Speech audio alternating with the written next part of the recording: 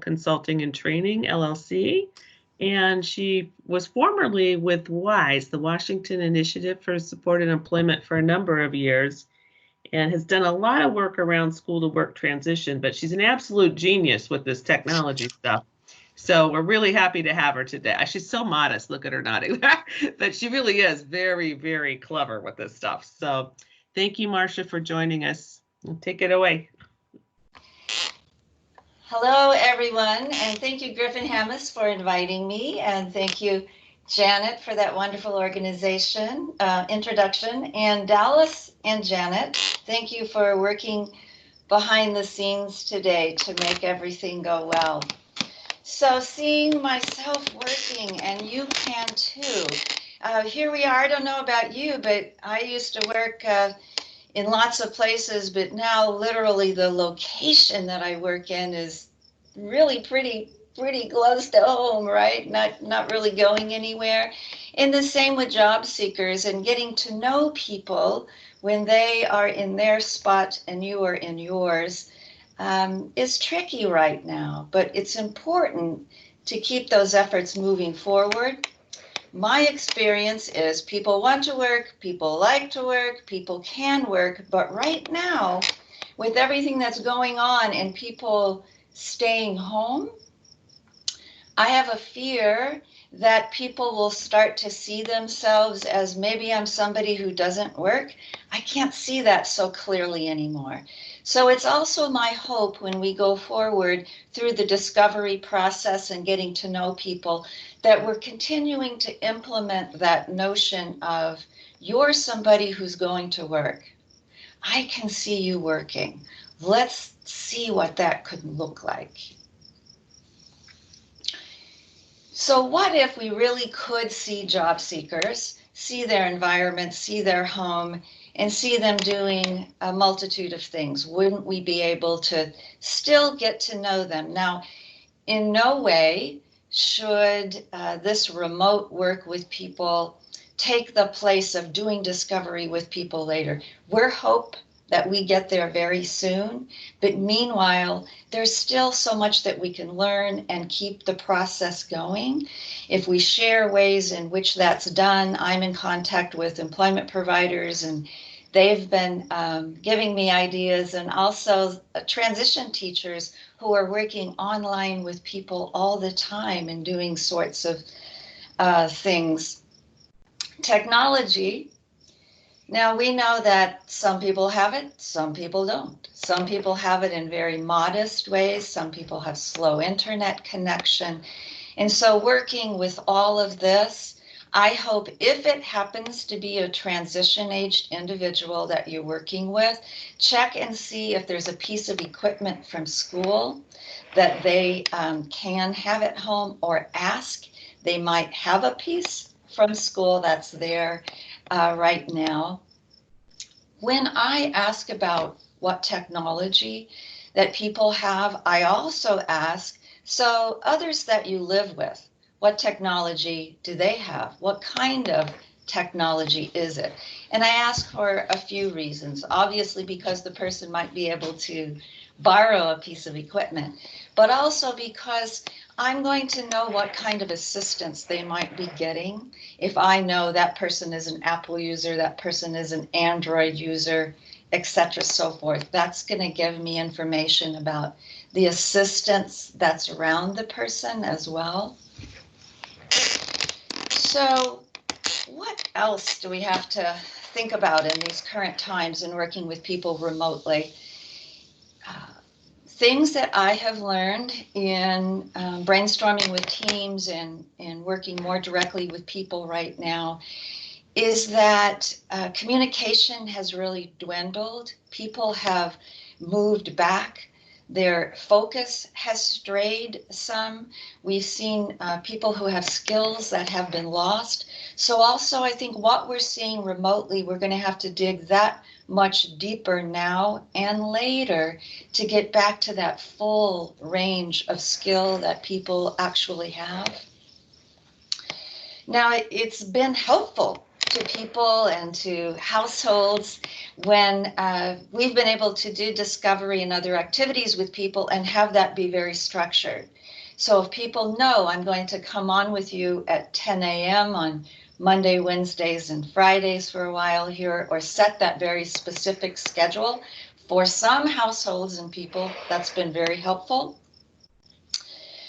Just that expectation, if I'm going to get up, I'm going to get ready, etc., so forth. For other households, that's been very stressful. We're seeing households where sometimes the personal care provider who normally comes in, helps the person get up and get ready, is not available. So it's been all across the board. And I think we have to understand that. We have to make it interesting, and we have to make it low stress. As I've talked with people that are doing it right now, this is what I've heard across the board. If I'm just sending you a bullet list of things to do, it might not happen. Or if it's causing stress for the people around you, right, just to make it happen, we might not get the results that we want. So I think we've got to step in and have in our toolkit a variety of ways to do things. We want to keep it possibility based, really looking with enthusiasm about what's possible. And I think it's important for us to come in being low stress and optimistic, especially right now. So what devices does this person have? How can I incorporate them, right? The best thing is going to be coming up with some way that we can send even words, if not sentences, and images back and forth, short video clips, right? So again, if the people around the person, whether they're might be living with staff with residential supports or they're living with their family, it's what equipment and how are those people using social media, as well as the job seeker, because we really need that support system right now. And then of course, the lovely thing about the handheld devices is that it can go into the community, out into the yard with people, wherever they are going for their immediate needs. Right now, many people are going to the grocery store to get gas, you know, those sorts of errands that are being run, and what can we learn as people are going through those environments as well. And then ultimately, the lovely thing about handheld equipment is it can eventually go right into the workplace with people and be a tool. So I want to start treating it that way during the discovery process. So when we're going out to pump gas, put some air in those tires, can we just take photos of places that are interesting? Can we take photos of us doing things on those environments? So can we ask job seekers to do that?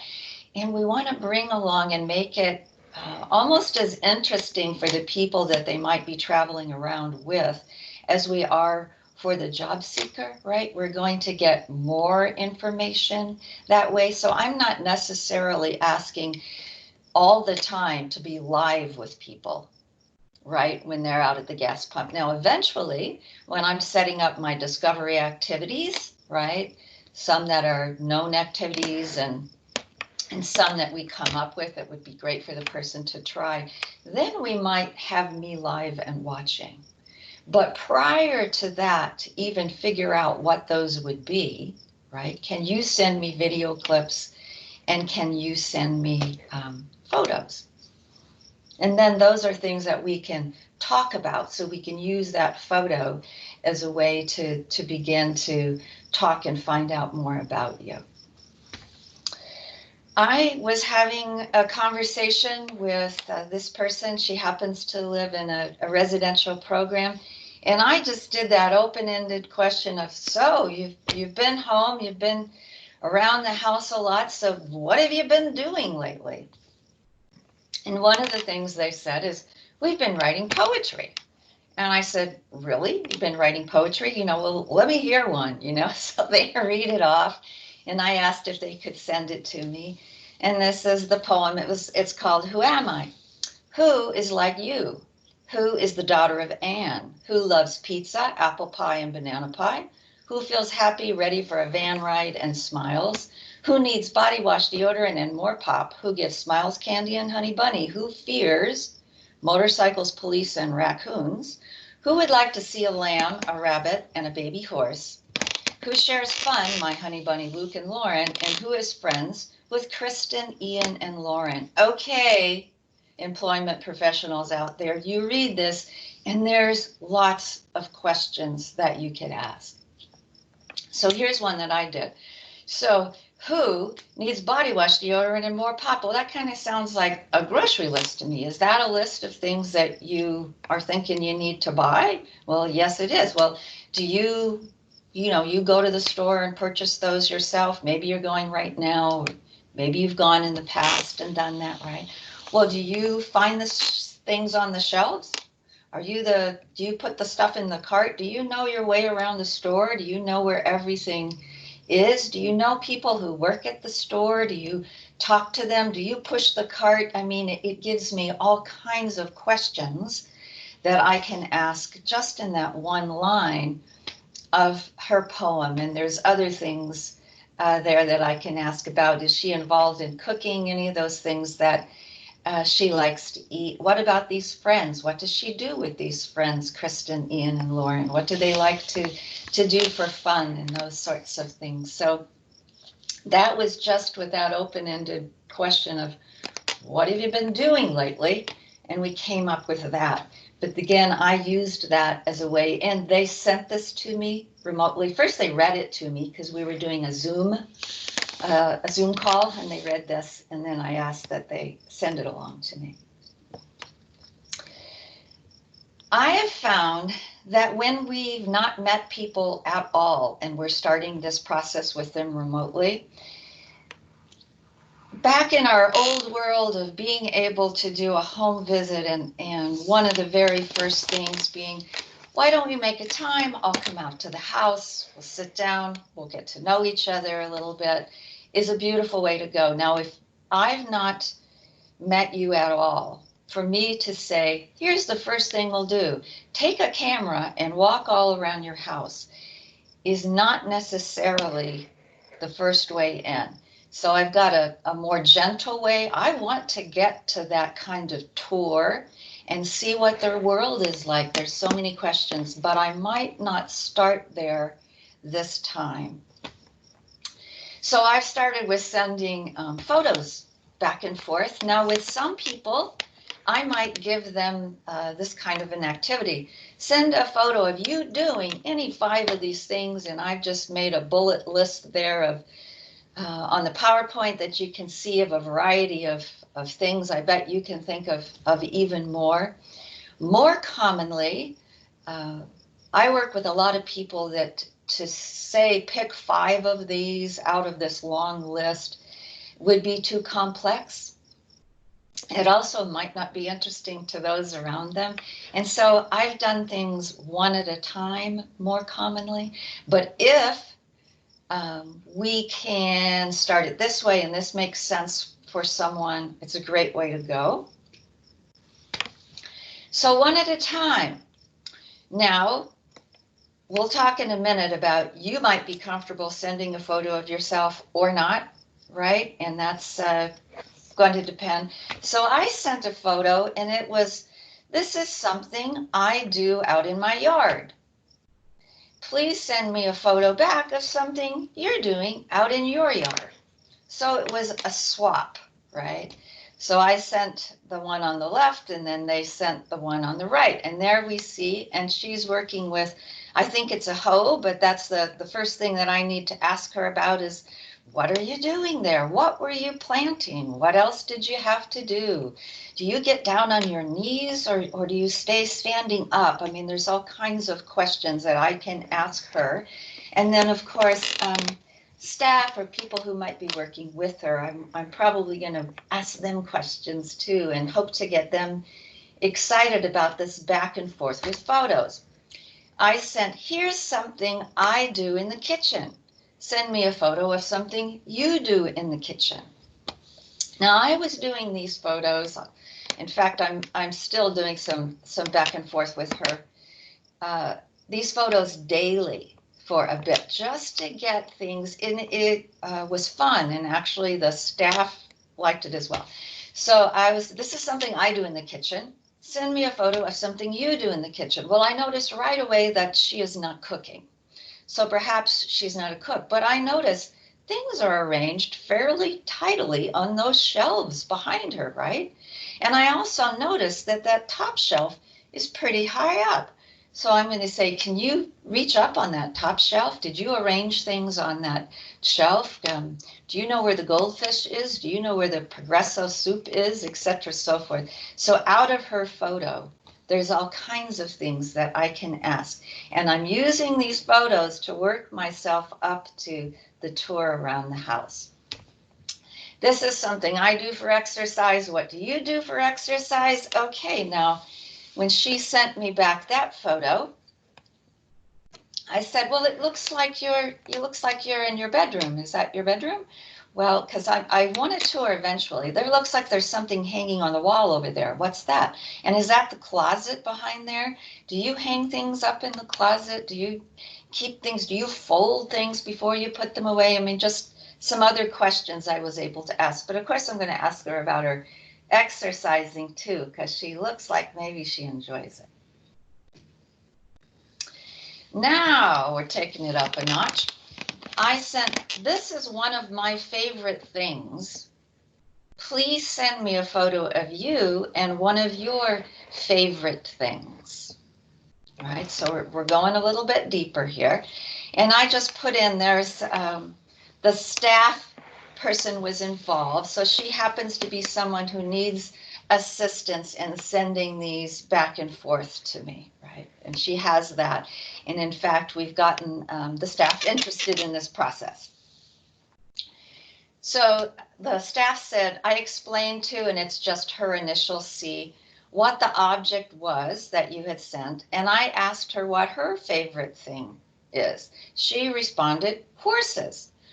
I told her she'd be back riding horses soon and asked her if she had anything that reminded her of horses that made her happy. She immediately took down the photo off of her wall and brought it to the office for me to take the picture of. So there it is. And of course, are there just a few things? Of course, I can ask her all about, well, what is this horseback riding that you do, right? And how often do you do that? Do you get up on the horse yourself? Are you involved in grooming the horse? Do you lead the horse around? What's the horse's name, etc., so forth. And then I can ask her about that photo and where she got it. And I also asked, geez, it looks like your fingernails are painted, right? Do you get your fingernails painted all the time? Where do you go to get your fingernails painted? Who do you know who works there, etc., so forth. So out of these pictures, there's all kinds of things to ask. I was comfortable sending photos back and forth. I could have chose to not have myself in the photos, right? If that was something that would make me more comfortable, and just have the hose and watering, right? And just have the pot of soup. And that's my elephant bamboo bell there, and just have a photo of that. But I knew that she would like me in the photo as well, and it was a way we could get to know each other a little bit better. That's up to you if you ran with this notion. But I do think that is a good activity before we say, so now I've already seen a little bit of the inside of where she lives. I've gotten comfortable with her a bit. The staff person feels like they've had a little bit of fun and an introduction to me. So then the next thing I think would be to say, geez, can we do a video now and walk around and show me other things in your house, things that you collect, things that you enjoy doing, where you like to hang out in your house, etc., so forth. Now, these were photos. This person had these photos of work experience that he had done when he was in school. And so I just had to asked, geez, can you send those over? Can we look at them? And those were sent to me, and all I did was put them on one page here. And if you're a PowerPoint maker, which of course I get to make PowerPoints quite often, but they have a lovely thing they can do now. If I just open up a PowerPoint page and I just start dumping in as many photos as I want, and then I click on design ideas in PowerPoint, it will arrange them on the page and in essence make a collage of photos. So I made this collage, and then that becomes something that I can talk back and forth with, and of course ask him all about this work experience, etc., so forth. But it's just a way to put those on one page so we can look at them and talk about them as they go back and forth between us. This is just another thing behind. You'll see photos, and those are just photos off of the internet. But it's another example in PowerPoint. If you just drag things in and then you click on design, it can arrange photos in a variety of ways. Now, remember some pages back there where I said with some job seekers, I might be able to say, choose 5 of these and send me photos of these. And once people have gone through and completed that with me, if it's pleasing to them and it makes sense, I can then let them know that they've completed that and send them a certificate of completion. You went through. Now, with the person that I was doing one at a time, giving them in essence one nugget at a time, send me something that's one of your favorite things. I also went forward with that person and did, here's a photo of something that I made. Send me a picture of something that you made. You can just go forward with those. But at a certain point, I could say, we've completed that. Here's your certificate of completion. Now, I could take her photos that she sent me to make her certificate of completion, and people tend to find that pleasing to have their certificate have their photos on it. It's very easy to do that and send it back and forth from people with people. Perhaps with the job seeker and those closest to them, you've decided, let's have a Google Drive, or let's have a space in Google where we can put documents, we can put photos, we can put video clips, we can put short movies in there, and we can choose to share those. So that would, I hope you have all of those individual photos. You have those video clips, you have certificates that you've made, you've had poems that may have come to you. And all of that is going into Google Drive. And if the person or those closest to them with the person's permission are okay with using a Google Drive to have it in there, that's just one notion. You might have other ways that you're sharing documents with people. Now, I'm probably not going to put stuff in that shared Google Drive that has all the address information and those sorts of things. So you have to decide. Those are just documents about discovery for now. Reflector. I don't know if anyone is using Reflector, but enter these days when you can't necessarily go out and spend time with the job seeker. And you might find yourself with the job seeker or those that they live with, needing to explain to them how to do certain things in their devices. The best way to teach someone to do things in their handheld devices or on their screen is by sitting next to them. Yes? Well, you've already discovered that it's more difficult to teach someone to do that remotely. Reflector is a way that I can bring up my handheld device and I can literally talk to you if we're on something like Microsoft Teams or Zoom or something like that. Meanwhile, I can show the handheld device and we'll be looking at looking at this in just a minute.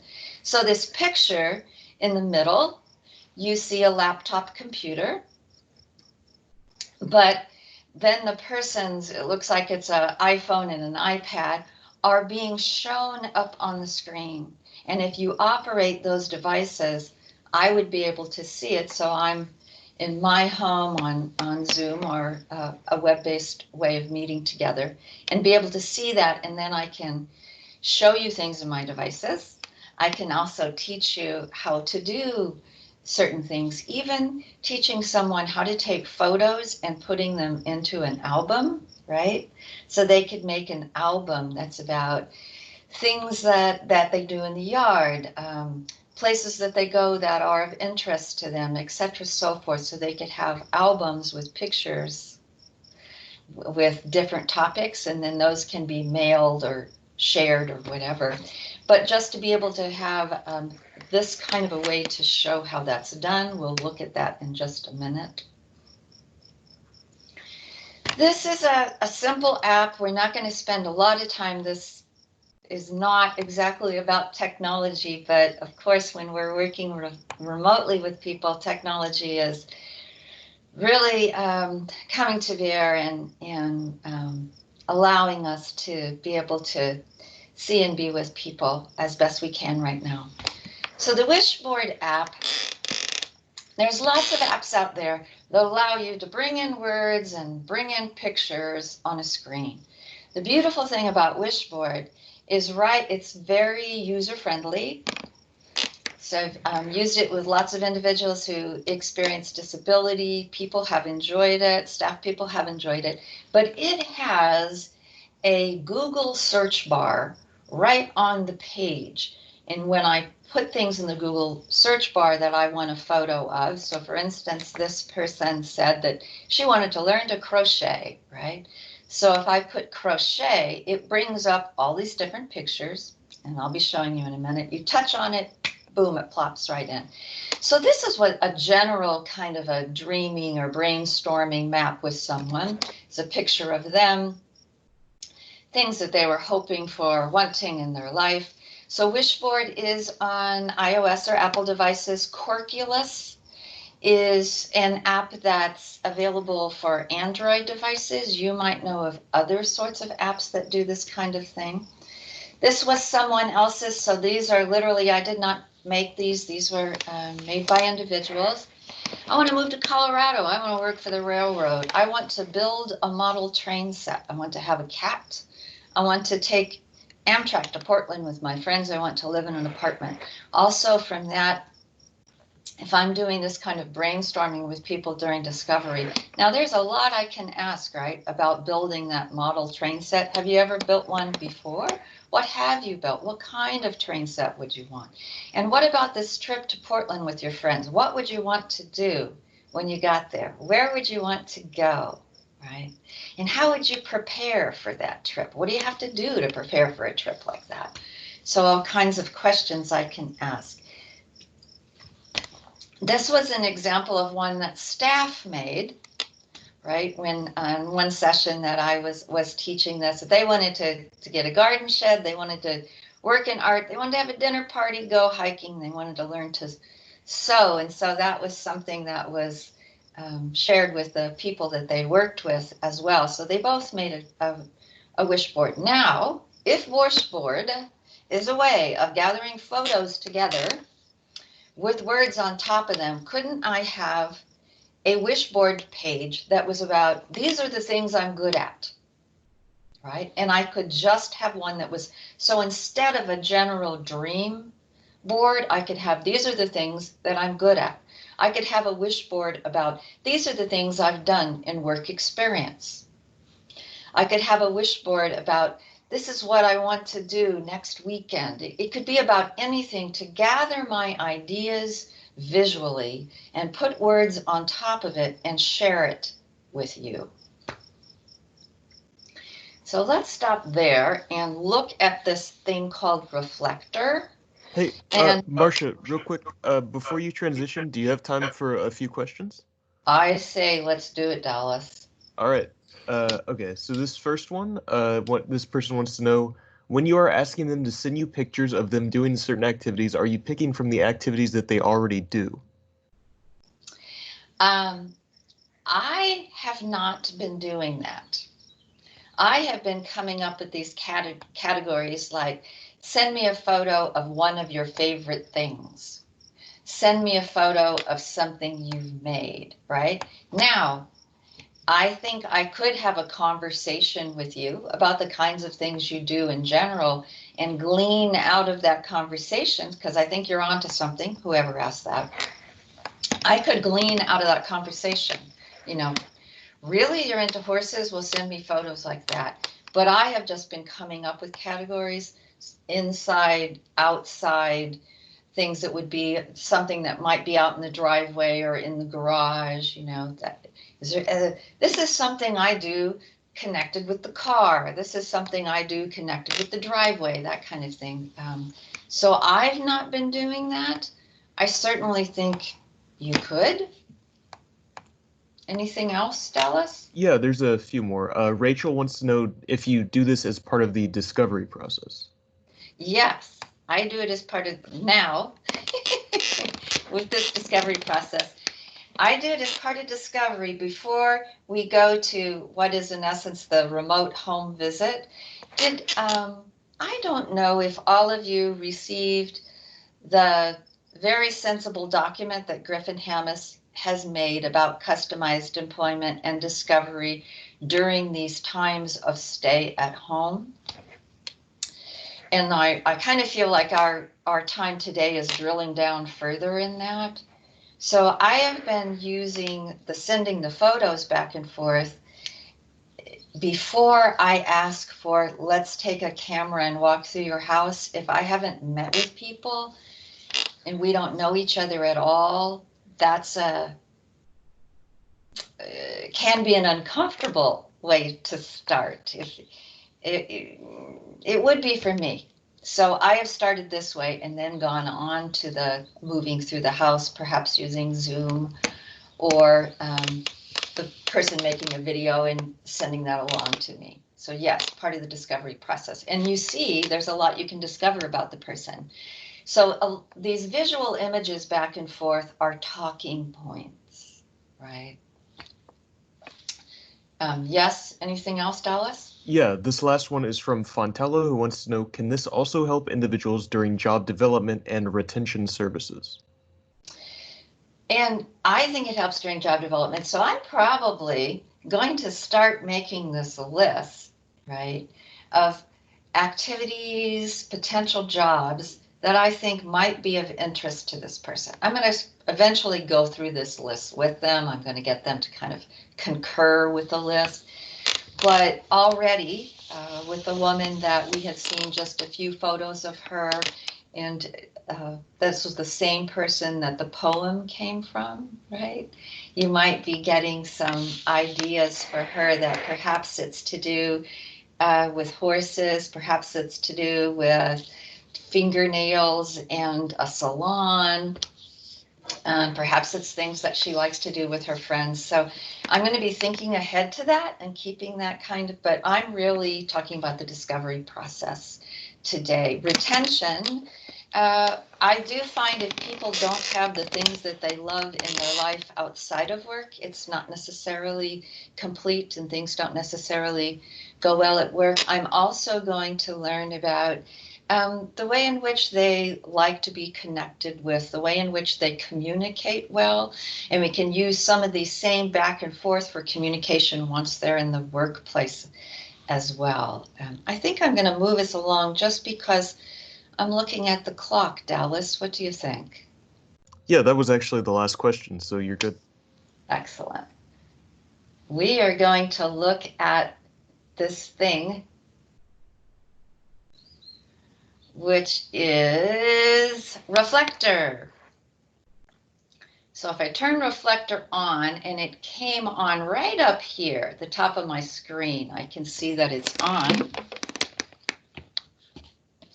So what I'm going to do, I've opened up my iPad, which you can't see yet, and I push on screen mirroring.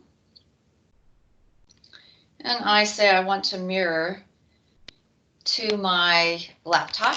It brings up a code that I put in my iPad.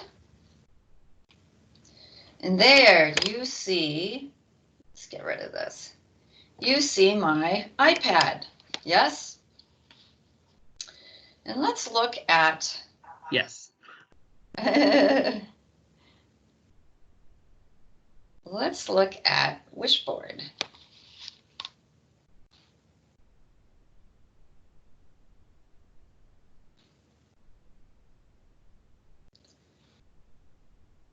So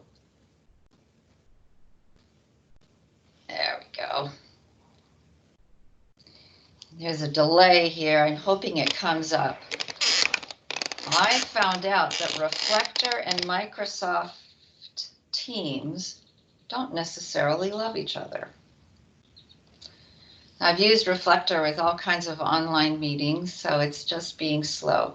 I'm going to open up the Wishboard app, and I want to show you where that search bar is and how easy it is to plop things into it. That's my dog Iggy.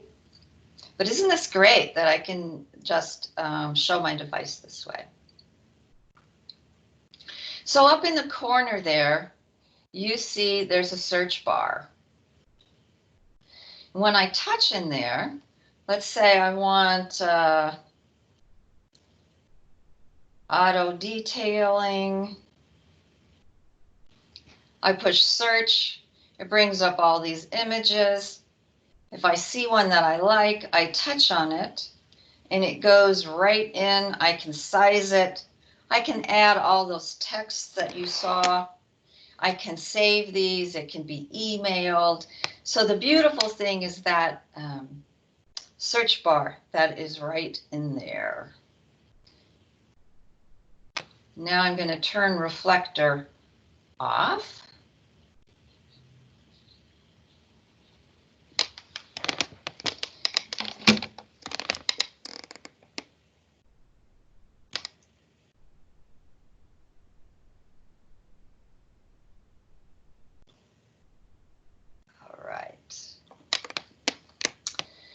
I have also been making these kinds of cards with people.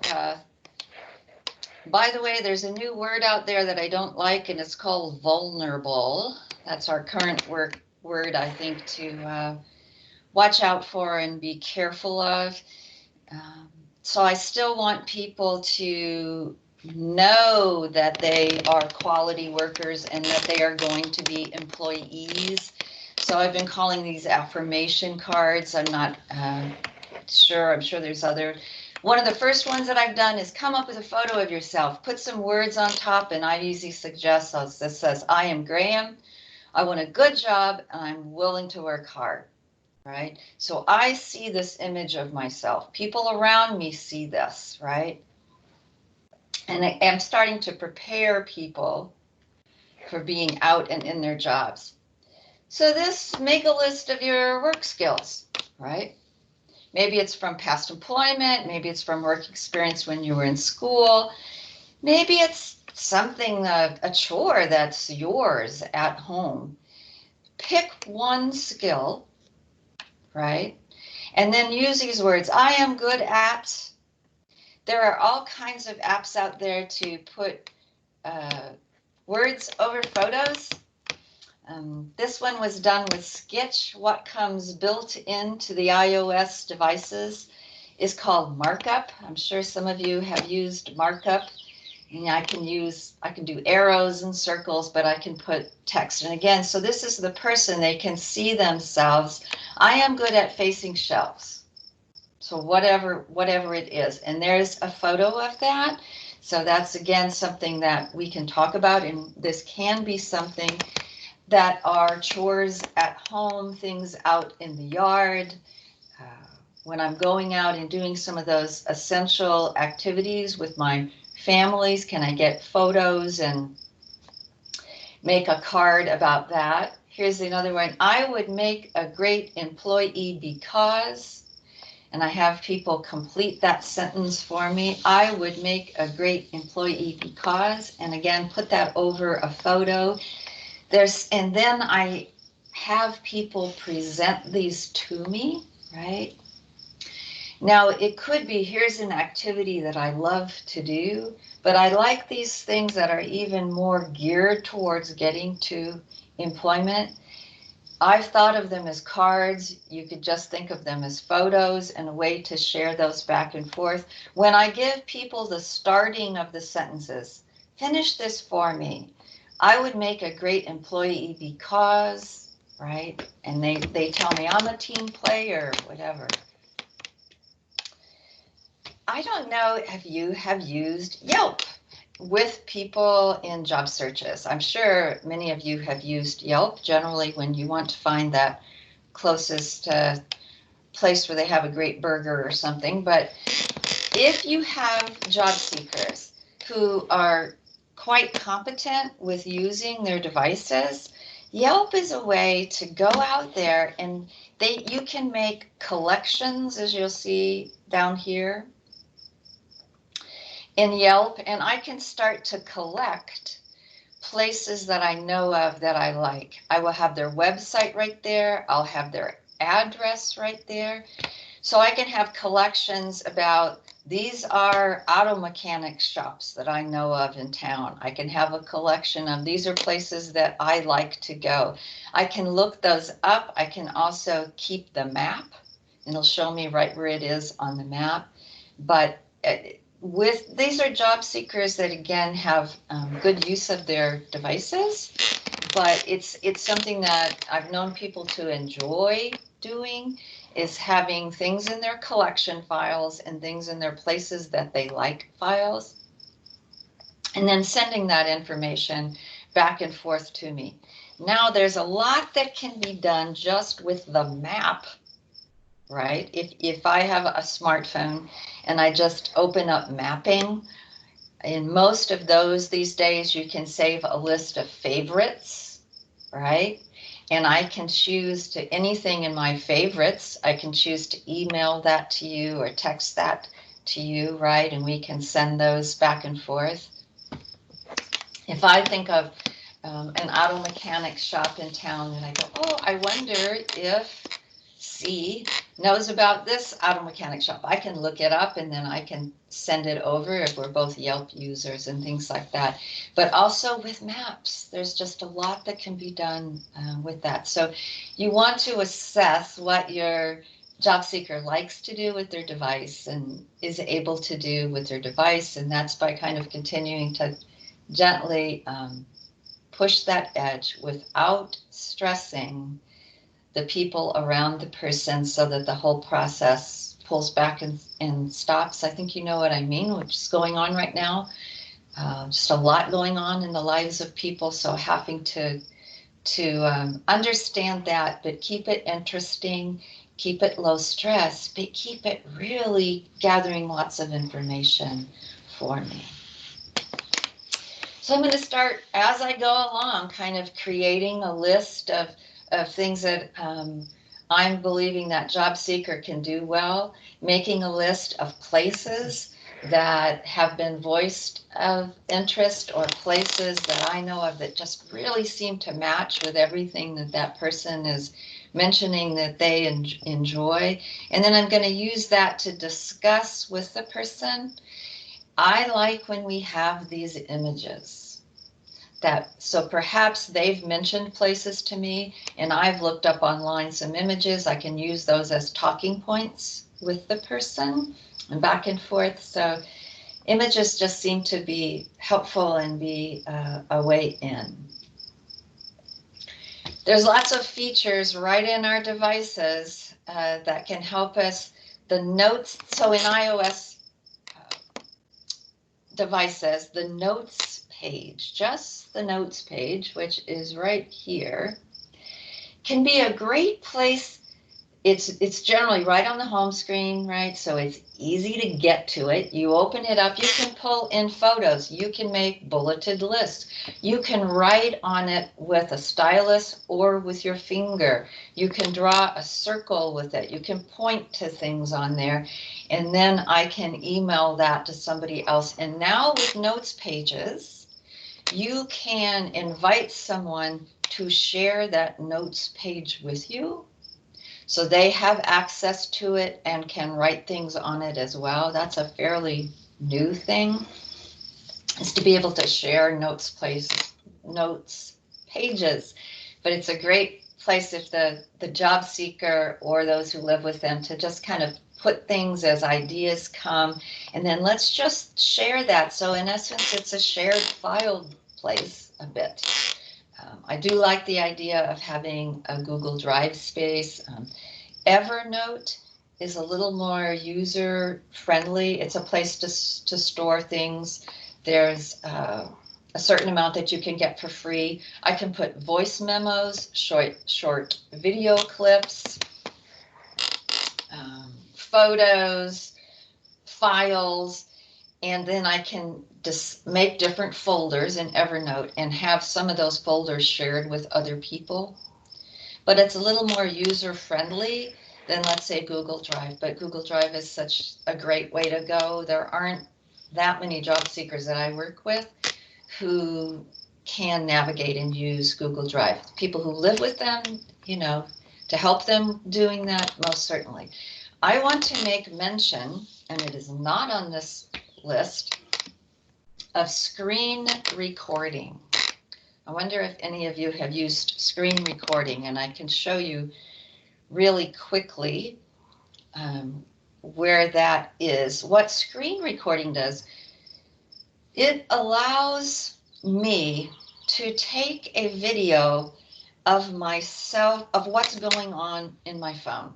So let's say if I'm opening a notes page, I'm pulling in a photo, I'm drawing on it with my finger, I can explain, and I can be speaking. So it's hearing my voice too, and it makes a movie of what's going on my phone. Then I can send that movie to you. So it's another way to teach or show people how to do things in their devices. If you have an Android device, there's an app that you can get to do this, and I think that app is called Screen Recording. And screen recording is what the built-in feature is called in the Apple devices. So what I like about Reflector that we looked at, and let's look at Reflector again really quickly,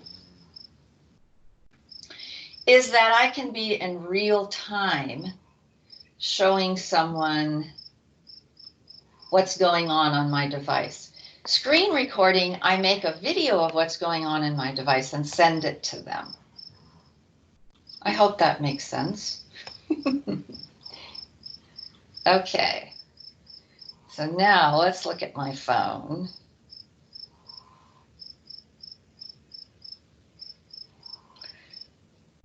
There's the code that they send me again. I have a nice little spot to put it in on my phone. And then there's my phone. So screen recording, if I pull up my basic features that I choose to be there, and I open that up, hopefully this is not going to, there it is. Right here is my screen recording button. And if I push that, it will record things on my device. And then it saves it as a movie in my photos, and I can send it to you. So I could show you how to use the notes page or all kinds of things like that. I'm looking at the clock, so I'm going to turn off Reflector again. Stop my mirroring.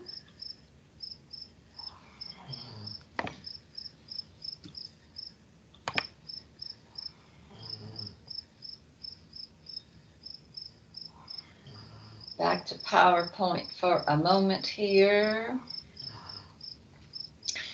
But that's just moving back and forth in and out of Reflector, which is a easy thing to do. But screen recording. Oh, this is an employment organization in my area. I live in Washington State, and This is a very fine organization called Trillium Employment Services, some different things that they're doing with people. Role playing. I also have some transition teachers who are doing role playing online with people and doing all kinds of things, which I think are great to do. Watching people do simple activities such as this says computer work, shredding, printing, etc., so forth, using Zoom, FaceTime, or some other video conferencing. And then, of course, with a discovery activity, they're saying they come up with a list of equipment that the person will need to do something. So perhaps it's something they're going to cook. What is it they need to do that? Perhaps it is something involved in cleaning up and storing the lawnmower. What are the things that I want to see the person use while doing that, right? So I send that list, and then we get together and I'm able to watch them doing that. They've been doing cooking assignments. Here's an interesting one. They've been doing mask making assessments. There are lots of videos, YouTube videos online about mask making right now, right? So I thought that was great that they're in essence probably using some of those. And enlisting people in businesses, employers that they know well to get online and do some conversations, and then some virtual kind of person-centered planning sorts of activities. So what it is just working with the person and meeting online and have others who might not be living with them be able to come in that meeting, and then let's get a nice list of the person's preferences, their interests, their skills, their community presence, where it is they go, what they do for participation generally in the community, but bringing everybody into an online meeting in order to do that. I hope very much that when we go back to doing discovery in person, which is in no way is doing remote discovery to take the place of doing discovery in person. We're going to do the best job of getting to know that person and going out and approaching businesses and on their behalf if we've really gotten to know them and really gotten to work with them. But it's amazing what we can figure out remotely to keep things going for people and involve businesses as well. But I'm hoping that when we go back to being able to do things more in person, that we are still documenting with photos and videos, using those with the job seeker to make the list of things that they can do and the list of places, and then be able to go through that and narrow things down and make choices. That's not just a word list is great. If you can start having photos and video clips of how the person uses technology to their benefit, how the person uses technology to communicate, to be included with others, to be as independent as they can, to be as productive as they can. If we're starting to keep those kinds of images as well, those are great things to take to Voc Rehab and involve them in conversations about potentially getting pieces of equipment for people. We know that oftentimes schools have given them a piece of equipment which is not going to go with them should they be a transition student. And that's a great way to be able to describe to Voc Rehab or to show. But sometimes we are left with the person is using someone in their household's piece of equipment right now during remote discovery with me, but they're not going to take it into the workplace later. But if I'm starting to have video clips and pictures made available to me of how the person uses the device, then that's something we can start to share with Voc Rehab that really shows Voc Rehab how the person uses that piece of equipment to their advantage. I also like the way that images can help the person to make choices by looking at those and more easily talk about those things. And then I can use them eventually if I want to build a visual or a video resume with the person. Do we have any questions left here in our last couple of minutes, Dallas? I see 2 questions. All right, the first one is In your experience, if someone has difficulty performing a task, how are you able to determine this using a picture or using pictures? I would want to go, well, to talk to them about it and talk to, with their permission, someone that they know really well. So also that part of discovery where I might, after talking with the person, maybe who they live is, we decide, hey man, I should talk to your neighbor that you did that whole garden project with. Is that okay with you? Can I have their phone number, or can I do maybe I'm going to do FaceTime with that neighbor and they're going to show me the garden, etc., so forth. So that would be another way. And can I hear that question one more time, Dallas? Yeah, sure. In your experience, if someone has difficulty performing a task, how are you able to determine this using pictures? Yeah. So by speaking with them and those closest to them, but I would like to go forward to a video. And then, as part of the discovery process, I might come up with an activity that perhaps is not one that they've done that's really going to let me know whether they have difficulty with that or not. So if they sent me a photo and they sent me a video clip and it seems like I'm not sure about their grasping ability and their hand strength, one of my activities, right, that I'm going to do remotely with them as I've gone forward, right, and started making that part of discovery, something where I can really get a better sense of the grasping ability in their hands, right? So from photos to video clips to coming up with activities that we're going to do together online. Any more questions? Yeah, this should be a quick one. This person wants to know, how much overall time are you spending with each job seeker?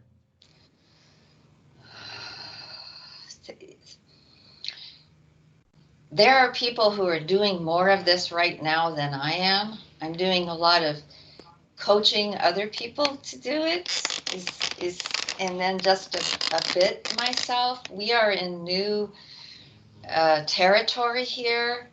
Some of us are doing these beginning phases of discovery now, hoping that we will get to the discovery activities and be able to do those perhaps with distancing, but with the person in a couple of weeks. And we're starting with the discovery process, like the home visit and getting to know you sorts of things that happen before the discovery activities.